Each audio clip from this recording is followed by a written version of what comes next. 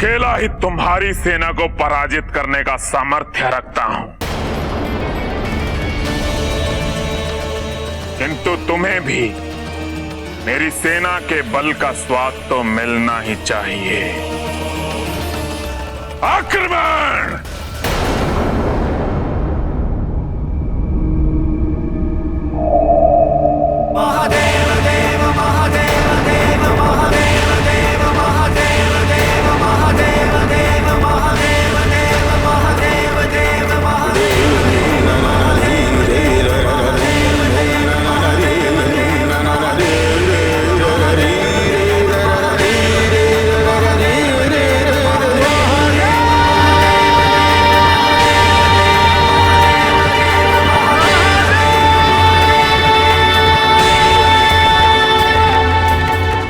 तुम्हारी रक्षा करने का वचन दिया है मैंने, इसलिए तुम्हारी इच्छा के विरुद्ध भी मुझे यहां आना ही पड़ा। किंतु यहां मुझे आपकी कोई आवश्यकता नहीं है। आपके दिए हुए सहस्त्र भुजाओं के वरदान ने मुझे इतना शक्तिशाली बना दिया है कि मैं अकेला ही इन्हें पराजित कर सकता हूं। स्मरण रहे बाणासुर, तुमने रक्षा का वरदान किसी बाहरी संकट से नहीं, अभी तो अपनी आंतरिक अवस्था के लिए मांगा था। एक राजा ने अपनी पूरी सेना सहित हमारे राज्य पर आक्रमण किया है और अपने राज्य की रक्षा करना मेरा दायित्व है। इसमें मुझे आपके संरक्षण या सहायता की कोई आवश्यकता नहीं है। मैं केवल अपनी सेना सहित ही युद्ध करके इनको पराजित करूंगा।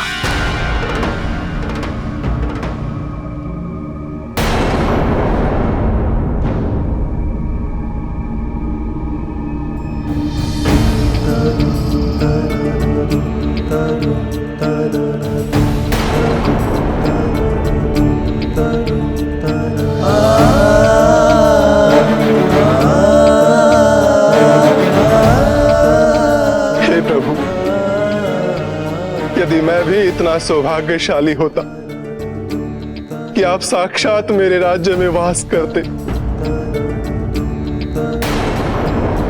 तो मैं अपना सिंहासन त्याग कर आजीवन आपकी सेवा करता रहता।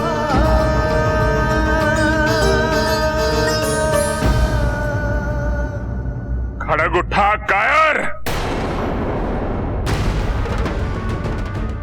और युद्ध करो मुझसे।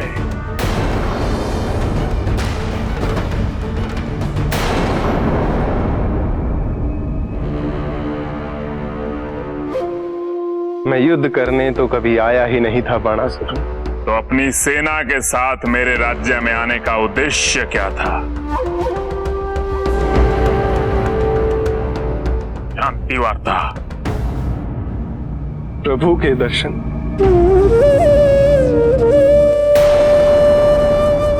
मुझे ज्ञात था कि तुम्हारी रक्षा हेतु महादेव अवश्य यहां आएंगे,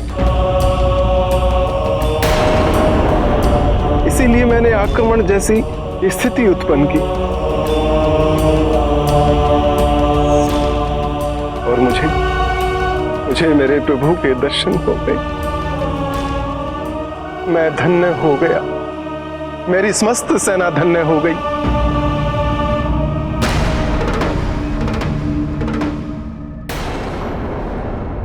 भैरव आप अपने दायित्व के प्रति इतना समर्पित है, इसकी हम सबको प्रसन्नता हुई है। किंतु आपको ये भी स्मरण रहे कि संसार में ऐसा कोई भी नहीं है जो मां को क्षति पहुंचा सके। इसीलिए आप निश्चिंत रहिए। नहीं, यहाँ जो कुछ भी हुआ वो मेरे लिए चेतावनी थी। सुरक्षा के लिए सभी को अपनी स्वतंत्रता और अधिकार का परित्याग तो करना ही होगा। मैं जो भी नियम बनाऊंगा उसका पालन सभी को करना होगा। मैं आग्रह करता हूं आप सभी से, मेरा दायित्व आप सबकी रक्षा। किंतु कैलाश में कोई नियम स्वयं महादेव ने भी नहीं बनाए हैं। मैं आप सभी से पुनः निवेदन कर रहा हूं, जब तक महादेव पुनः कैलाश न लौटे तब तक आप सभी मुझे अपने दायित्व की पूर्ति हेतु सहयोग दें। यही अपेक्षा है मेरी।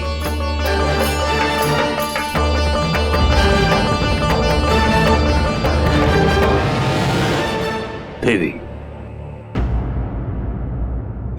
मैं केवल इतना जानता हूं कि यदि आपने मेरा निवेदन स्वीकार कर लिया तो ये सब भी मेरा निवेदन स्वीकार कर लेंगे।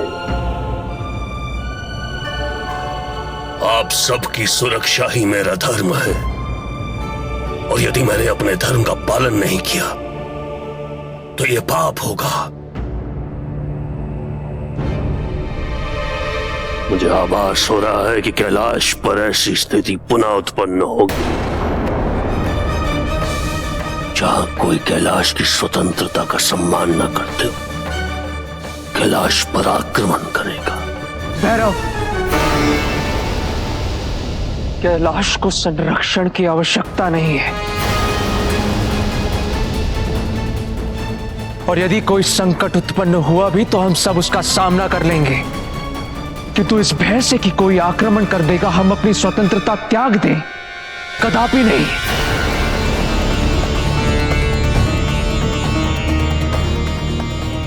ये अशोभनीय है। ऐसा ना ही कभी कैलाश में हुआ है और ना ही कभी होगा।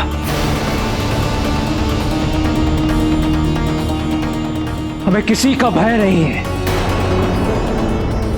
इसलिए आपके द्वारा बनाया गया ऐसा कोई भी नियम हमें स्वीकार्य।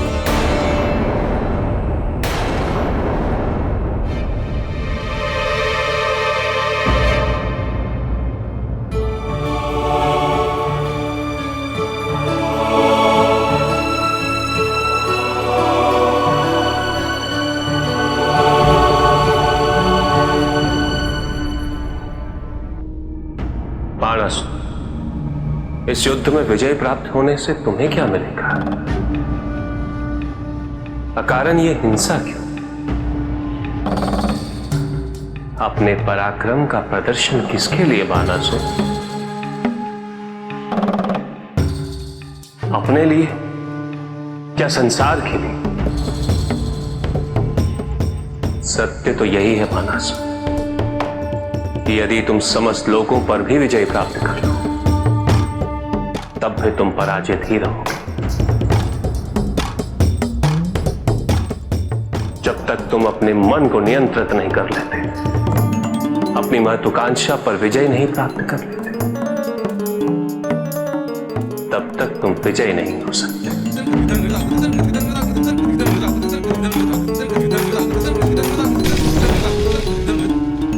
और जिस क्षण ऐसा हो गया बानासुर, उस क्षण तुम्हें युद्ध और विजय की निरर्थकता का बोध हो जाएगा। देव देव महादेव शिवा, और उस दिन तुम्हें युद्ध की आवश्यकता ही नहीं रहेगी, जैसा आज तुम्हारे शत्रु के साथ होगा।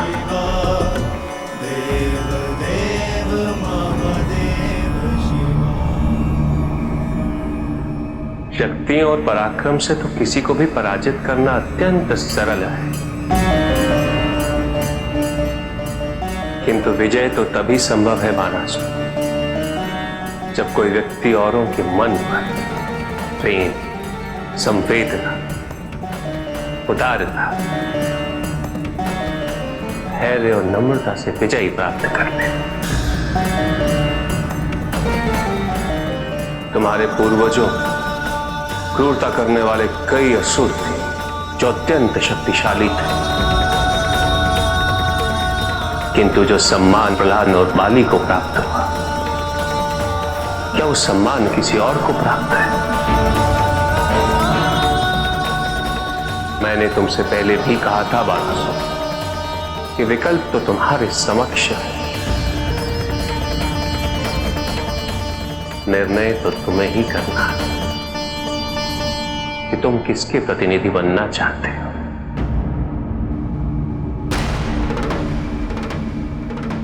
बाणासुर, तुम सबसे भाग्यवान हो क्योंकि साक्षात महादेव तुम्हारे साथ हैं। तुम्हारा संरक्षण, तुम्हारा मार्गदर्शन करने हेतु। यदि तुम कुछ राज्यों पर विजय प्राप्त कर भी लोगे तो क्या करोगे जब समस्त ब्रह्मांड तुम्हारे साथ है?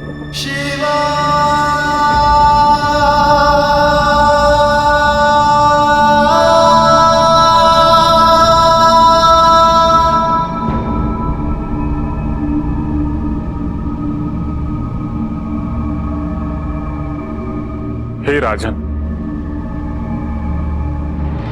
मुझे क्षमा कर दो।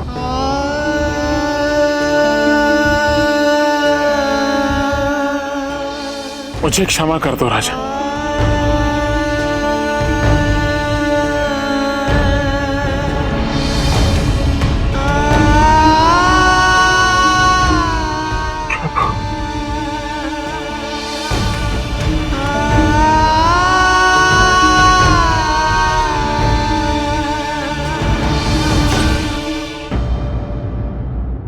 भैरव, दायित्व की पूर्ति, धर्म का पालन करना जितना आवश्यक है उतना ही आवश्यक मर्यादा का स्मरण रखना भी है। तुम्हें जो भी आवश्यक लगे तुम वो कर सकते हो, किंतु स्मरण रहे यदि पुनः तुमने मर्यादा का उल्लंघन करने का प्रयत्न किया तो हमें वो स्वीकार्य नहीं होगा।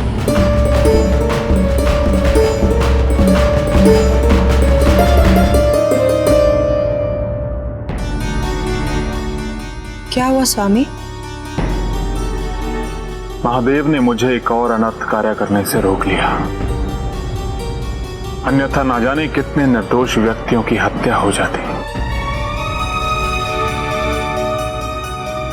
वाणी, मुझे कुछ समय के लिए अकेला रहने दो। किसी को भी मुझसे मिलने की अनुमति ना देना। अवश्य, आप विश्राम कीजिए, यहां कोई नहीं आएगा।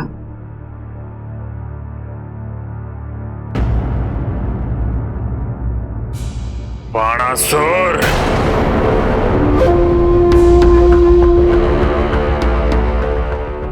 तुम मुझे देख के इतना आश्चर्यचकित क्यों हो रहे हो? तुम्हारा ही प्रतिबिंब हूं मैं बाणासुर। चले जाओ यहां से, चले जाओ। चाहते थे अपने कुल की प्रतिष्ठा बढ़ाना, किंतु परिणाम क्या सोचते होंगे तुम्हारे पूर्वज कि युद्ध क्षेत्र से बिना युद्ध किए ही वापस लौट के आ गए। तो क्या करता मैं? महादेव के समक्ष उस राजा ने समर्पण कर दिया। तुम्हारी शक्तियों से भयभीत होकर नहीं,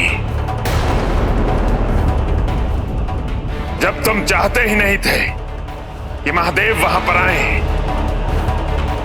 तो फिर वो वहां पे क्यों आए?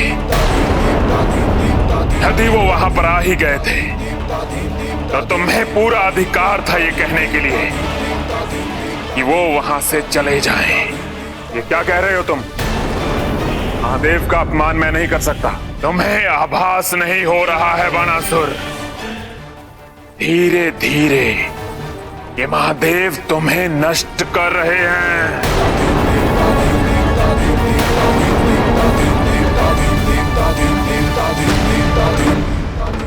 तुम्हारी पत्नी, तुम्हारी प्रजा, तुम्हारे शत्रु सभी उन्हें महत्व दे रहे हैं, तुम्हें नहीं। यदि तुम इससे बाहर निकलना चाहते हो तो महादेव को उनका स्थान बताना अति आवश्यक है बाणासुर। तुम जाओ यहां से, मुझे तुम्हारी कोई भी बात नहीं सुननी। महादेव के अपमान का विचार आने से पहले मेरी मृत्यु हो जाए। तथास्तु। महादेव की दया के पात्र बन के जीवित रहने से तो मृत्यु ही अच्छी है। ये युद्ध विचारधारा का है, विकल्पों का है, और ये युद्ध तुम्हें अकेले ही लड़ना होगा। नहीं तो तुम अपने मन पर कभी विजय प्राप्त नहीं कर पाओगे। विकल्प तुम्हारे समक्ष है बानासुर। यदि तुम भयभीत हुए तो नकारात्मकता का वर्चस्व होगा। यदि तुमने अपनी भक्ति पर विश्वास रखा तो सकारात्मकता की विजय होगी। मैं तुम्हारी स्वतंत्र इच्छा में हस्तक्षेप नहीं करूंगा। तुम्हें अपना भविष्य स्वयं निर्धारित करना है। महादेव को कैलाश वापस लौटने के लिए कहोगे या नहीं? नहीं,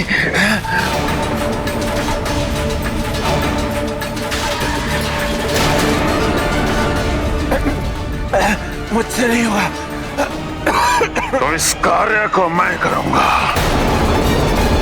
महादेव को कैलाश मैं भेजूंगा, लेकिन तुम इसमें कोई हस्तक्षेप नहीं करोगे, समझ गए? नहीं, ऐसा मत करो। मैं विनती करता हूं तुमसे, मत करो, मत करो।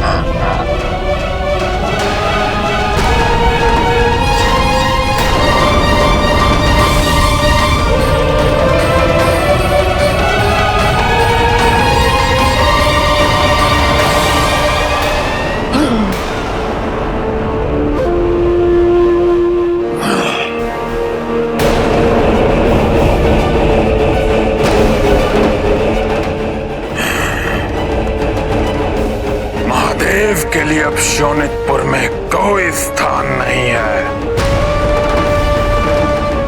इसका आभास अब उन्हें मैं अवश्य कराऊंगा।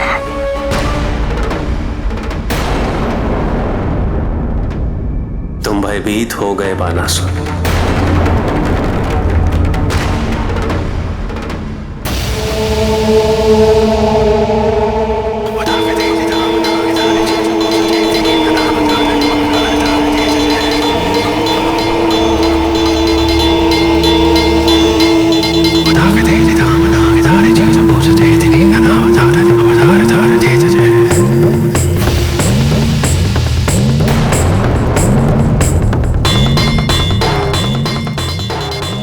जब तक महादेव पुनः कैलाश लौट नहीं आते, ना ही कोई कैलाश के अंदर आ सकेगा, ना ही कोई यहां से बाहर जा सकेगा।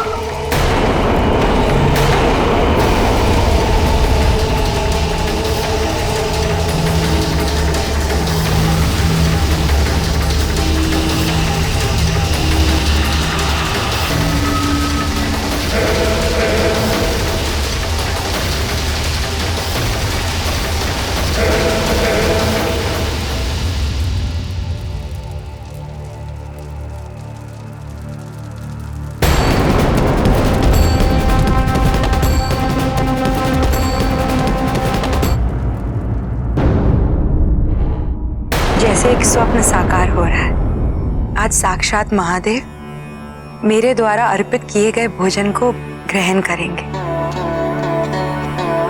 हम सभी सप्तऋषि तुम्हारे आभारी हैं वाणी। क्या हम सबको भी यहाँ उपस्थित होने का सुअवसर प्राप्त हुआ है। कुछ समय पहले ही माता पार्वती के हाथों द्वारा प्रसाद प्राप्त हुआ था, और आज महादेव का प्रसाद ग्रहण करने का सौभाग्य प्राप्त हुआ है।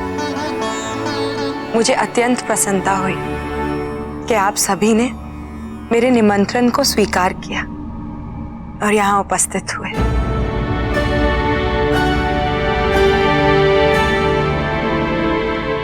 प्रभु, अनुमति है?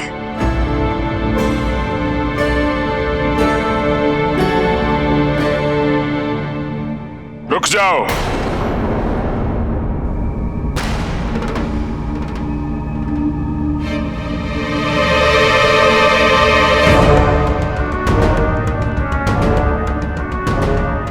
आज आजकल इस राजभवन में कई ऐसे कार्य हो रहे हैं जिनके लिए मुझे ही सूचित करने की आवश्यकता नहीं समझी जा रही।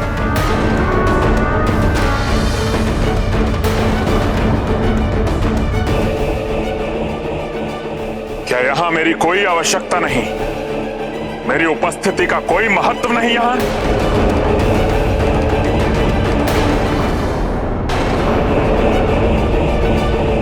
नहीं स्वामी, मंत्री जी ने कहा था कि आप राज के कार्य में व्यस्त हैं। तो तुमने मुझे आमंत्रित करने की आवश्यकता भी नहीं समझी। आपको आपके ही भवन में आमंत्रित करने की आवश्यकता नहीं थी। आप भी जानते हैं कि आपके बिना मेरा कोई कार्य पूरा हो ही नहीं सकता। आप विराजिए, मैं पहले महादेव को भोजन परोस देती हूँ।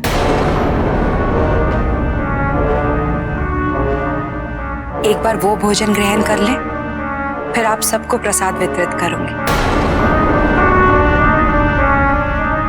यहां का राजा होने के नाते यहां पर जो कुछ भी हो रहा है, क्या उस पर प्रथम अधिकार मेरा नहीं?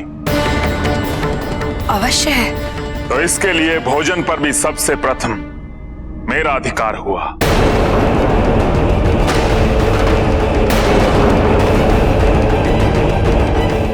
इसलिए मुझे सबसे पहले भोजन परोसा जाए, उसके उपरांत किसी और को।